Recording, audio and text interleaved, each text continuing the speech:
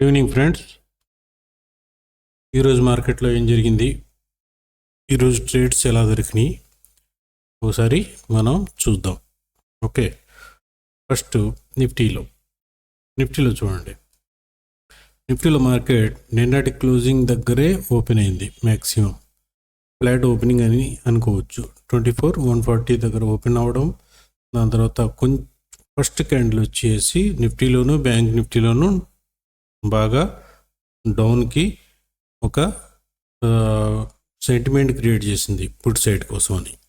ఎందుకంటే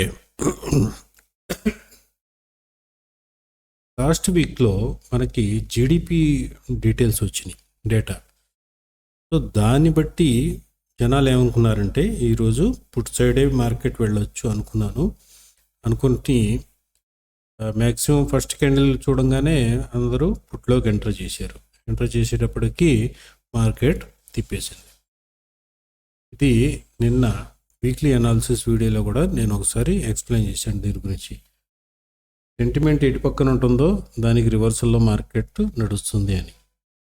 సో దాన్ని బట్టి నేను చెప్పింది నేను కరెక్ట్గా ఇదే చెప్పాను. రేపు బుల్లిష్ అయినా కానీ మ్యాక్సిమం ఈ లెవెల్స్, ఇవి రెసిస్టెన్స్ లెవెల్స్ ఉన్నాయి కదా మనకి, ఆల్మోస్ట్ ఇక్కడ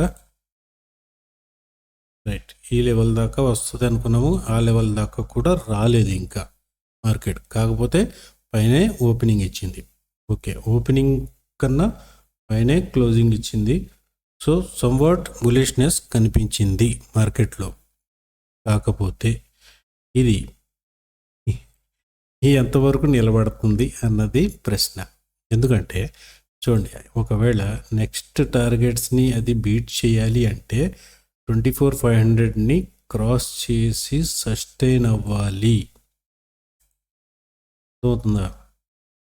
అట్లీస్ట్ ఈ లెవెల్ దాకా రావాలి. ఈ లెవెల్ని అది సస్టైన్ చేయగలగాలి. 24,540 ఈ లెవెల్స్ దాకా వచ్చి దీనిపైన క్యాండిల్స్ సస్టైన్ అవ్వగలిగితే అప్పుడు మార్కెట్లో బులిష్నెస్ వచ్చింది అనుకోవచ్చు. అప్పటి వరకు బులిష్నెస్ గురించి ఆలోచించకండి. సింపుల్. మనం మేజర్ ట్రెండ్ వచ్చేసి డౌన్ ట్రెండ్లో ఉన్నాం. డౌన్ ట్రెండ్లో ఇలాంటి ఇక్కిళ్ళు వస్తుంటాయి. ఈ ఇక్కిళ్ళు వస్తుంటే తగ్గుతూ ఉంటాయి, అంతే. సో ఎప్పటి వరకైతే 24,500ని క్రాస్ చేసి మార్కెట్ సస్టైన్ అవ్వదో అప్పటి వరకు మనం డౌన్ ట్రెండే. సో అది మైండ్లో ఫిక్స్ చేసుకోండి. ఒకటి.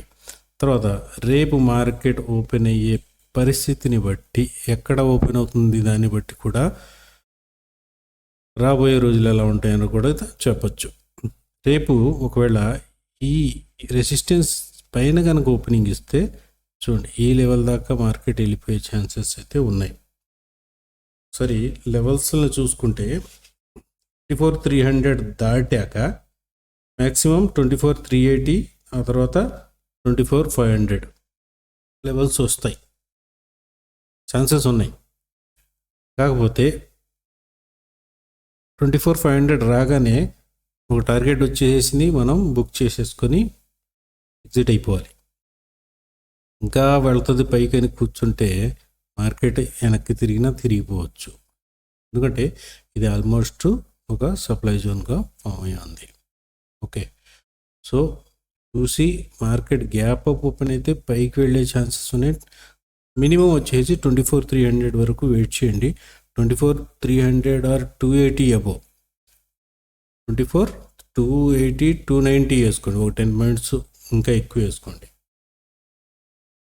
24,290 అబోవ్ మీరు కాల్ సైడ్ వెళ్ళొచ్చు. టార్గెట్స్ 24,380 ఫస్ట్, తర్వాత 24,500 సెకండ్. 24,380 దాకానే ఆలోచించండి, దానికన్నా ఎక్కువ ఆలోచించొద్దు. ఎందుకంటే నాకు తెలిసి ఇది కూడా ఒక స్ట్రాంగ్ రెసిస్టెన్స్గా పనిచేసే అవకాశాలు ఉన్నాయి. ఒకవేళ ఇది కనుక, ఎందుకంటే ఇక్కడ సెల్లింగ్ ఒకే క్యాండిల్లో మొత్తం అయిపోయింది, బట్ ఇక్కడ 2 క్యాండిల్స్ కలిపితే కానీ ఈ రెడ్ క్యాండిల్ని ఎలిమినేట్ చేయకపోయారు. సో ఇక్కడ ఒకవేళ బయింగ్ వచ్చినా కానీ తక్కువే వస్తుంది, ఎక్కువ రాకపోవచ్చు. చూద్దాం. మార్కెట్ ఏం చేస్తుంది అన్నది మార్కెట్కి తెలుసు. రేపు ఓపెనింగ్ని బట్టి మనం ట్రేడ్స్ ప్లాన్ చేద్దాం. ఓకే, తర్వాత డౌన్ ట్రెండ్ అంటారా? డౌన్ ట్రెండ్ ఒకసారి 15 మినిట్స్ టైం ఫ్రేమ్లోకి వెళ్ళి చూద్దాం. రైట్, ఇక్కడ చూడండి, డౌన్ ట్రెండ్ రావడానికి ఎప్పుడైతే ఇది క్రాస్ అయినా కానీ మీకు నెక్స్ట్ లెవెల్ ఇదే వస్తుంది. పెద్ద టార్గెట్స్ ఏమి లేవు. డౌన్ ట్రెండ్ రావాలంటే మాత్రం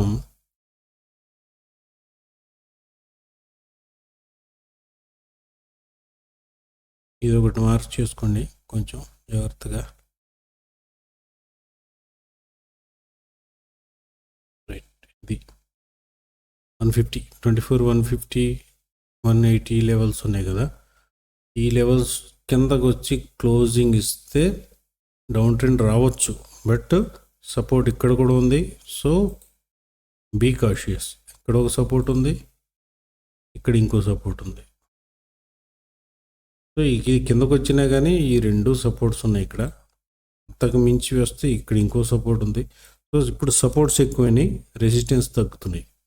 సో ఈ లెక్కను చూసుకున్నా కానీ మార్కెట్లో బులిష్నెస్ ఉండొచ్చు రేపు. కాకపోతే ఒకటి మాత్రం గ్యారంటీ, ఈ లెవెల్కి వచ్చిన తర్వాత మ్యాక్స్ వెనక్కి తిరిగే ఛాన్సెస్ ఎక్కువ కనిపిస్తున్నాయి. వెనక్కి తిరిగి అంటే ఫాల్ మళ్ళీ వస్తుంది అని అనిపిస్తుంది.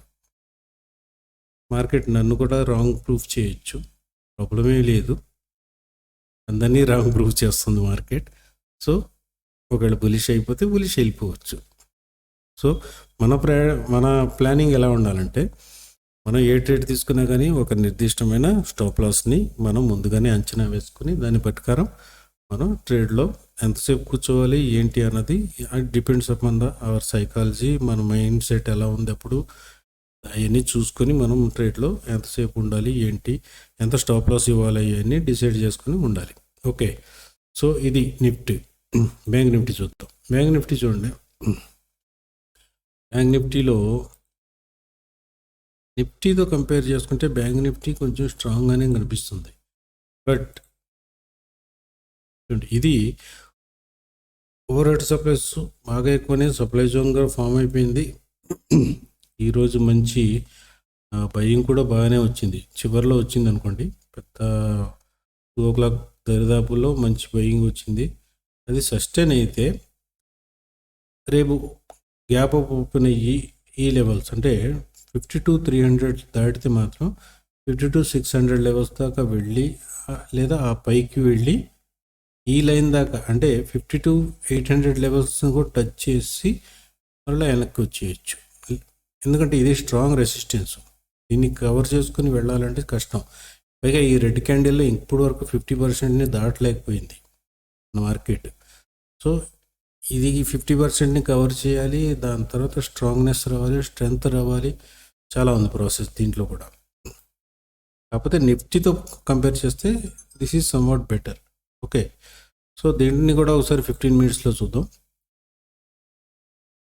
చూడండి, ఈ లాస్ట్లో 145 తర్వాత మంచి బులిష్నెస్ అయితే వచ్చింది, కానీ ఇంతకు ముందు ఉన్నటువంటి రెసిస్టెన్స్ ఏరియాస్ని దాటి వెళ్ళలేకపోయింది. బ్రేక్అవుట్ ఇచ్చింది కానీ నెక్స్ట్ వెంటనే రెడ్ క్యాండిల్ ఫామ్ చేసింది. అది బ్రేక్అవుట్ ఫెయిల్యూర్ని కూడా చూపించవచ్చు. రేపు మార్కెట్ ఇలా డౌన్ కూడా రావచ్చు, ఏదైనా జరగవచ్చు. So be cautious. నేను ఒకటే చెప్పేది, ఇప్పుడైనా కానీ ఏ ట్రేడ్లో చేసుకున్నా కానీ స్టాప్ లాస్ అన్నది కంపల్సరీ పెట్టుకోండి, లేకపోతే మార్కెట్లో ఎక్కువ రోజులు ఉండలేరు. Next match with in time. అది యాక్చువల్గా కొత్త న్యూ ట్రేడర్స్ అయితే మ్యాక్సిమం 3 months 90 daysలో క్యాపిటల్ క్లియర్ చేసేస్తారు మొత్తం. అది జనరల్గా జరిగేది. సో ఆ పరిస్థితి ఎక్స్పీరియన్స్డ్ ట్రేడర్స్ కూడా వస్తుంటుంది ఒక్కోసారి. ఎందుకంటే గ్రీడీనెస్, ఫియర్ ఇవన్నీ వచ్చేసి ఇది కూడా చేస్తుంటారు. ఆల్రెడీ ఇవన్నీ ఫేస్ చేసిన వాళ్ళం కాబట్టి చెప్తున్నాను. సో దీన్ని క్రాస్ చేసుకొని అంటే ఈ లెవెల్స్ 52,300ని దాటాలి. ఈ లెవెల్స్ని దాటితేనే మనకి కొంచెం బులిష్నెస్ వస్తుంది. అది కూడా 500, 600 ఆ తర్వాత 800 లెవెల్స్ అంతే. అది డైరెక్ట్గా ఇలా వెళ్ళిపోదండి మార్కెట్. చక్కర్లు కొడుతూ వెళ్తుంది పైకి. ఓకే, సో దీన్ని బట్టి ప్లాన్ చేయండి. డౌన్ ట్రెండ్ అంటారా, డౌన్ ట్రెండ్కి ఇదే లెవెల్ 51,780. దీని కిందకు వస్తేనే డౌన్ గురించి ఆలోచించండి, మధ్యలో ఎక్కడ పుట్టు గురించి ఆలోచించద్దు. ఇంకోటి, ఒక్కొక్కసారి ఏమవుతుందంటే చూడండి, ఇక్కడి నుంచి ఇక్కడ దాకా వస్తుంది, ఇక్కడ ఒక మళ్ళీ డౌన్ ట్రెండ్ స్టార్ట్ అవ్వచ్చు. ఓకే, ఇంకోటి ఇక్కడ బ్రేక్అవుట్ చూపించి ఈ బ్రేక్అవుట్ ఫెయిల్యూర్ కావచ్చు. అదైనా వచ్చేది ఇక్కడ వరకే, దీని కిందకు రాదు. అందుకే పుట్ని మీరు ఇక్కడ ప్లాన్ చేయండి. ఇది డౌన్ ట్రెండే కాబట్టి మనం మ్యాక్సిమం ఇప్పుడు ఈ బ్యాంక్ నిఫ్టీ వచ్చేసి మనకి కొంచెం బులిష్నెస్ ఎక్కువ చూపిస్తుంది. అందుకని ఇక్కడ సి సైడ్ ఎక్కువ చూపించాలా, పి సైడ్ మొగ్గు ఎక్కువ చూపించాలా అన్నది ఆలోచించి చేయండి. అది ఓకే. సరే, ఈరోజు ట్రేడ్స్ ఏం వచ్చినాయో ఒకసారి చూద్దాం. నిఫ్టీలో మనకి స్పెషల్ క్యాండిల్ వచ్చేసి 10.5 ఈ ఫామ్ అయింది. ఫామ్ అయిన తర్వాత లెవెల్స్ డ్రా చేసి దాన్ని బట్టి మనం 24,150 సిఈ 24,150 పిఈ ఈ రెండు చార్ట్స్ని లేఅవుట్ చేసుకున్నాం. తర్వాత దీంట్లో స్పెషల్ క్యాండిల్ వచ్చేసి 10.10కి ఫామ్ అయింది. ఇది ఫామ్ అయిన వెంటనే మనం వెయిట్ చేస్తుండగా చూడండి, ఇక్కడ చూసిన వాళ్ళకి కొంతమందికి అనిపించవచ్చు ఇక్కడ బ్రేక్అవుట్ ఇచ్చింది కదా, ఇక్కడ ఎందుకు ట్రేడ్ తీసుకోలేదని. ఇది బ్రేక్అవుట్ ఇచ్చినప్పటికీ దీనికి వర్టికల్గా ఉన్న క్యాండిల్ ఇక్కడ బ్రేక్ డౌన్ ఇవ్వలేదు, సో అది ట్రేడ్ కాదు మనకి. అలాగే ఇక్కడ బ్రేక్అవుట్ కనిపిస్తుంది, బట్ వర్టికల్ క్యాండిల్లో బ్రేక్ డౌన్ లేదు, సో ఇది కూడా ట్రేడ్ కాదు. బట్ మనకి ట్రేడ్ ఎక్కడ వచ్చింది తెలుసా, వీటికన్నా ముందే వచ్చేసింది. చూడండి, ఇక్కడ ఇది బ్రేక్అవుట్ ఇచ్చిందా, ఇది వర్టికల్ క్యాండిల్ బ్రేక్ డౌన్ ఇచ్చేసింది. సో ఆల్రెడీ మనకి 10.10కి స్పెషల్ క్యాండిల్ ఫామ్ అవ్వడం, 10.15కి ట్రేడ్ యాక్టివేట్ అవ్వడం కూడా జరిగిపోయింది. కాకపోతే ఏంటంటే ఈరోజు నిఫ్టీలో ట్రేడ్ బాగా ఏడిపించింది. ఇక్కడ బ్రేక్అవుట్ ఇచ్చినప్పటికీ మనం ఎంట్రీ ప్రైస్ వచ్చేసి 173 పెట్టిన ఇది చాలా కింద దాకా వచ్చింది, 145 దాకా కూడా వెళ్ళింది, ఇంకా తక్కువ 142తో కూడా చూపించింది. అక్కడి నుంచి కొంచెం పైకి కిందకి పైకి కిందకి పైకి అలా వెళ్తూ ప్రాఫిట్ అయితే ఇచ్చింది. 173 బయింగ్ ప్రైస్ అయితే క్లోజింగ్ 254 వచ్చింది, కాకపోతే హైయెస్ట్ వచ్చి 277 కూడా వెళ్ళింది. So near about 100 points in Nifty. Okay trade. Okay, తర్వాత బ్యాంక్ నిఫ్టీ చూస్తే బ్యాంక్ నిఫ్టీలో కూడా మనకి ఈ మార్నింగ్ 9:35 9:40కి స్పెషల్ క్యాండిల్ ఫామ్ అయినాయి. లెవెల్స్ డ్రా చేసుకుని సిఈపి చార్ట్స్ని లేఅవుట్ చేసుకున్నాం. దీంట్లో వచ్చేసి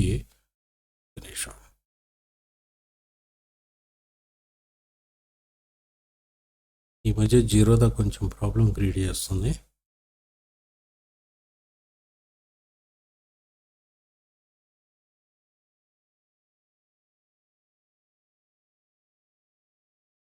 చూడండి, దీంట్లో వచ్చేసి మనకి చార్ట్స్ వచ్చేసి 52,000 సిఈ 52,200 పిఈ ఈ రెండు చార్ట్స్ మనం లేఅవుట్ చేసుకున్నాం. అది బ్రేక్అవుటా బ్రేక్ డౌనా లెవెల్స్ని బట్టి డ్రా చేస్తాం. చేసిన తర్వాత 10 గంటల 10 నిమిషాలకి ఇక్కడ మనకి స్పెషల్ క్యాండిల్ ఫామ్ అయింది. ఫామ్ అయిన తర్వాత పిఈ సైడ్ ఒక్క ట్రేడ్ కూడా యాక్టివేట్ అవ్వలేదు. చూడండి, పిఈ సైడ్ ఒక్కడు కూడా అవ్వలేదు. బట్ సిఈ సైడ్ కూడా యాక్టివేట్ ఎప్పుడైందంటే ఇక్కడ అయింది. ఎన్ని గంటలకి, 12:25 ఇక్కడ ఇది అయినప్పుడు ఇక్కడ ఎంట్రీ వచ్చేసి మనకి 908కి ఎంట్రీ. ఆ తర్వాత కూడా ఇది చాలా డౌన్కి వచ్చింది, 850 దాకా వచ్చేసింది. దాని తర్వాత మరలా బ్రేక్అవుట్ ఇవ్వడం, ఆ బ్రేక్అవుట్ని సస్టైన్ చేస్తూ మార్కెట్ అయితే హైయెస్ట్ వచ్చేసి 1097 దాకా వెళ్ళింది. 908 నుంచి 1097, నియర్ అబౌట్ 200 పాయింట్స్. 200 ఏంటి, 097 మైనస్ 908 189 పాయింట్స్ అయినా బెస్టే. అక్కడ దాకా ఎందుకు, ఒకవేళ వదిలేసినాము ట్రేడ్ని 908 దగ్గర యాక్టివేట్ అయ్యింది, 1025 దగ్గర 100 పాయింట్స్ ఏవో. సో ఇది ఒక ట్రేడ్ అనమాట. బ్యాంక్ నిఫ్టీలో ఒక్కొక్కటి 100 పాయింట్స్తో ట్రేడ్స్ వచ్చినాయి. ఇది ఫ్రెండ్స్ ఈరోజు రేపటి కోసం మార్కెట్ అనాలిసిస్ ప్లస్ మనకి వచ్చిన ట్రేడ్స్ అనమాట. Okay, thank you very much.